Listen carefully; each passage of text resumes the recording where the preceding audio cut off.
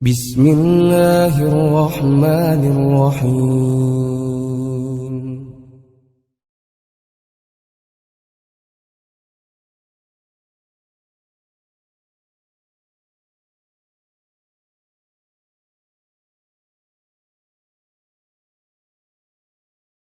Innal hamdalillah nahmaduhu wa nasta'inuhu wa nastaghfiruh wa na'udzu billahi min syururi anfusina wa min sayyiati a'malina may yahdihillahu fala mudhillalah wa may yudlil fala hadiyalah.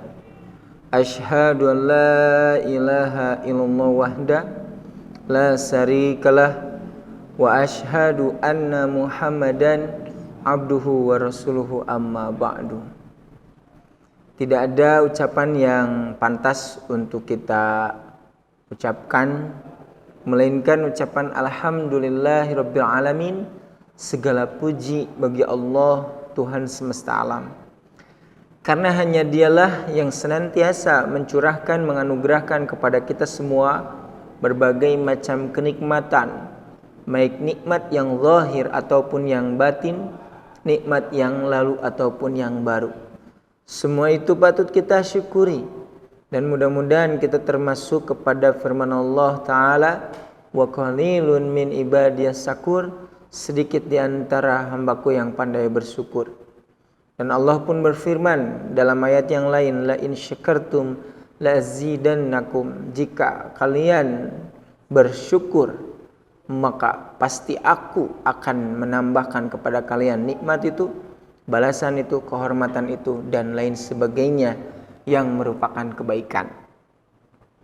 Baik pemirsa kajian online PC Bale Endah, saat ini kita akan meneruskan pembahasan yang sebelumnya.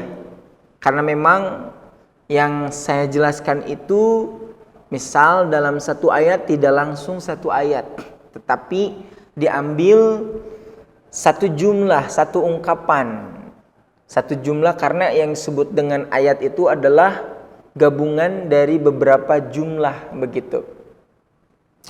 Nah, di sini lebih tepatnya yang akan saya jelaskan yakni ujung ayat. Ujung ayat Quran surat Al-Hasyr ayat 20. Nah, ujung ayatnya itu kita akan kupas pada saat ini, mudah-mudahan dapat menyentuh kalbu, hati sanubari yang ada di dalam diri ini. Saya bacakan dulu ayat secara keseluruhan. Quran surat Al-Hasyr ayat 20. Allah berfirman, la yastawi ashabun nar, tidak sama penghuni neraka, wa ashabul jannah, dan penghuni surga. Kemarin-kemarin di video sebelumnya saya telah menjelaskan ini. Tidak sama, tidak akan sama penghuni neraka dan penghuni surga. Sebelumnya saya memberikan judulnya itu amal yang berbeda maka akan memperoleh akibat yang berbeda. Setelah Allah menyatakan la yastawi ashabun nar wa ashabul jannah, Allah meneruskan ungkapannya, ulaika humul ashabul jannah humul faizun. Jadi ashabul jannahnya itu diulang kembali. Penghuni surga, mereka adalah orang-orang yang beruntung. Jadi ayat itu oleh Allah Subhanahu wa taala di ujungnya hanya menjelaskan penghuni atau kondisi penghuni surga. Jadi tidak dijelaskan penghuni nerakanya, karena memang di sini terdapat penjelasan. Setelah Allah menyatakan ketidaksamaan antara penghuni neraka dan penghuni surga, lalu Allah menyatakan dengan tegas dan penuh penekanan. Jadi Allah menyatakan ayat ini tidak seperti ini, ashabul jannah al-faizun. Tidak seperti itu. Tetapi ashabul jannah humul faizun. Nah, hum yang ada pada ayat tersebut itu sangat mempengaruhi makna. Makanya hum di sana itu disebut dengan domir fasal. Domir fasal karena khawatir kalau ashabul jannah langsung ke faizun, maka nanti maknanya sifat. Ashabul jannah al-faizun, para penghuni surga yang beruntung, dan terjawab seperti itu.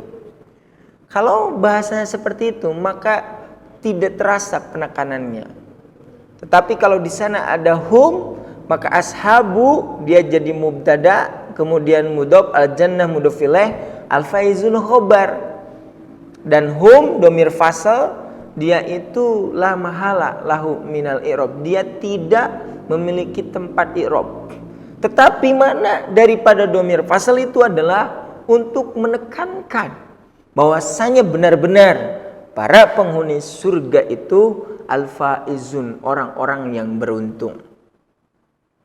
Para pemirsa kajian online Pecebal Endah, coba kita perhatikan ayat ini ya. Ini sama didatangkan domir hum seperti ayat-ayat yang lain ketika Allah menekankan kondisi seseorang yang beruntung atau berbahagia. Sebagaimana dalam Quran surat Al-Baqarah, ulaika ala hudam mir rabbihim wa ulaika humul muflihun. Ulaika humul muflihun. Jadi untuk menekankan satu ungkapan bahwa hal tersebut itu benar-benar akan dialami, maka salah satunya adalah didatangkan domir fasal. Karena itu di sini disebutkan ashabul jannah humul faizun, penghuni-penghuni surga itu orang-orang yang beruntung. Lantas kenapa Allah Subhanahu wa taala hanya sekedar menjelaskan ashabul jannah? Kalau kita mau memperhatikan ilmu, salah satu ilmu sastra Arab yaitu ilmu balaghah, kenapa dalam ayat itu tidak disebutkan penghuni nerakanya? Ini yang disebut dengan at-tasyawuk. At-tasyawuk itu adalah untuk memberikan kerinduan kepada orang-orang yang beriman, kepada manusia, supaya menjadi penghuni-penghuni surga. Makanya yang disebutkannya itu adalah ashabul jannah, bukan ashabun nar, untuk memberikan motivasi atas syauq, kerinduan, keinginan ya, untuk menjadi orang-orang penghuni surga. Selanjutnya di sini juga terdapat yang disebut dengan mafhum mukhalafah, yaitu hukum kebalikan dari satu ungkapan. Maka Imam As-Sankiti menyatakan wa fahadha hukmun ala ahadil fariqaini bil fauzi. Karena kan sebelumnya Allah Subhanahu wa taala menyatakan dua kelompok, yaitu kelompok surga dan kelompok neraka. Sedangkan dalam ayat ini disebutkan salah satu kondisi, satu kelompok, yaitu ashabul jannah. Maka di sini disebutkan penghuni surga itu adalah orang-orang yang beruntung. Maka meskipun tidak disebutkan kondisi orang-orang yang menjadi penghuni neraka, maka dapat dipahami dalam konteks ini wa mafhumuhu, pemahamannya adalah al-hukmu alal fariqits tsani, yaitu ditetapkan, dihukumi untuk golongan yang kedua, yaitu ashabun nar, para penghuni neraka, bil halak, kebinasaan, dan wal khusran, dan kerugian. Di satu sisi Allah menyatakan ashabul jannah adalah orang-orang yang beruntung, berarti di sana dipahami bahwasannya orang-orang yang menjadi penghuni neraka, mereka adalah orang-orang yang binasa, orang-orang yang sengsara, dan orang-orang yang menuai kerugian yang abadi. Hadirin yang dimuliakan oleh Allah Subhanahu wa taala, Karena memang ini merupakan kalamullah. Kalamullah adalah firman Allah Ta'ala yang ilmunya itu tidak terbatas, sangat istimewa, sangat luas. Tidak ada yang bisa membatasi ilmu Allah. Karena salah satu daripada i'jaz daripada Al-Quran adalah al-i'jaz al-lugawi, kemujizatan dari segi bahasa. Sedangkan di dalam Al-Quran untuk menyatakan kebahagiaan, keberuntungan itu ada beberapa lafaz. Seperti halnya saat ini al-faizun, ulaika humul faizun. Demikian pula dalam ayat yang lain ulaika humul muflihun. Demikian pula al-farihun, ada al-fauzu, ada al-falahu, ada satu lagi yakni al-farahu. Dalam ayat ini Allah Subhanahu wa taala mengungkapkan dengan al-faizun, ada apa dengan makna al-fauz atau al-faizun. Maka sini saya mendapatkan definisi daripada al-fauz dari salah seorang ahli bahasa yakni Ar-Raghib Al-Asfahani. Beliau mengatakan al-fauz itu adalah, nah di sini al-fauz al-dhafru bil khairi, memperoleh segala kebaikan, ma'a husulis salamati, disertai keselamatan. Jadi al-fauz itu konotasinya ketika dia itu memperoleh yang ia inginkan. Nah, ketika memperoleh hal itu dalam keadaan selamat, tidak dalam keadaan celaka. Karena tidak selamanya orang yang memperoleh kebaikan disertai keselamatan. Seperti halnya seorang tukang beca yang memperoleh bayarannya namun berakhir celaka, tabrakan. Sudah didapati begitu, bayarannya sudah dipegang, tetapi dia mengalami kecelakaan. Nah, itu tidak disebut dengan al-fauz. Sedangkan al-fauz, orang-orang yang menjadi penghuni surga, dia mendapatkan apa yang al-matlub, yang diharapkannya oleh para penghuni surga dalam keadaan selamat, tidak dalam keadaan binasa. Makanya di sini disebutkan oleh Wahbah Az-Zuhaili, humuz zafiruna bikulli matlub. Mereka adalah orang-orang yang mendapatkan segala yang diinginkan. Itu al-fauz itu. An-najuna min kulli makruh. Dan mereka selamat dari segala yang tidak diinginkan. Apa yang diinginkan oleh orang-orang yang menjadi penghuni surga, ia dapatkan. Dan segala sesuatu yang tidak diinginkan, maka itu terlepas, jauh, tidak menimpa para penghuni surga. Demikianlah yang disebut dengan al-fauz. Makanya Allah Subhanahu wa taala tepat menggunakan al-faizun bagi orang-orang yang sudah dinyatakan ashabul jannah, yaitu orang-orang yang dia mendapatkan apa yang ia inginkan, segala sesuatu yang diinginkan disertai keselamatan. Oleh karena itu Allah Subhanahu wa taala menyatakan ashabul jannah, penghuni surga, mereka adalah humul faizun, mereka adalah orang-orang yang beruntung. Karena itu saat ini kita di dunia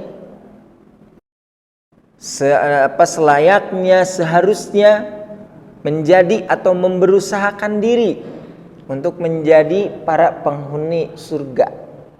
Dalam ayat ini yang sedang kita bahas, Quran surat Al-Hasr yang diawali oleh ya ayyuhalladzina amanu ittaqullah, terus sampai saat ini, sampai ayat ini ashabul jannah humul faizun, yakni adalah orang-orang yang senantiasa bertakwa kepada Allah. Demikian pula senantiasa memperhatikan apa yang sudah ia dapatkan, apa yang sudah ia usahakan di dunia ini, berupa kebaikan-kebaikan yang akan disodorkan kepada Allah Subhanahu wa taala. Selain daripada takwa kepada Allah, demikian pula muhasabah, maka yang ketiga adalah al-muraqabah. Senantiasa dirinya itu merasa diawasi oleh Allah Subhanahu wa taala. Dan di ayat yang selanjutnya, bagaimana seseorang dinyatakan ashabul jannah, para penghuni surga adalah orang-orang yang tidak lupa akan hak-hak Allah Ta'ala, senantiasa memenuhi hak-hak Allah Ta'ala, karena mereka adalah orang-orang yang tidak dinyatakan al-fasik. Karena orang-orang yang fasik adalah ashabun nar, orang-orang yang akan menjadi penghuni neraka. Sedangkan orang-orang yang at-ta'ah, sedangkan orang-orang yang senantiasa berada dalam kebaikan, mereka adalah orang-orang yang dinyatakan penghuni surga, di mana penghuni surga mereka adalah akan mendapatkan al-fauz, atau dinyatakan oleh Allah al-faizun, orang-orang yang mendapatkan keberuntungan disertai keselamatan. Demikian ungkapan yang telah kita simak, yang telah kita renungkan. Ashabul jannah, para penghuni surga, humul faizun, mereka adalah orang-orang yang beruntung. Mudah-mudahan ini menjadikan salah satu motivasi, dorongan untuk senantiasa berusaha di muka bumi ini menjadi para penghuni surga. Demikian aku qauli hadza wa astaghfirullah li wa lakum. Wassalamualaikum warahmatullahi wabarakatuh.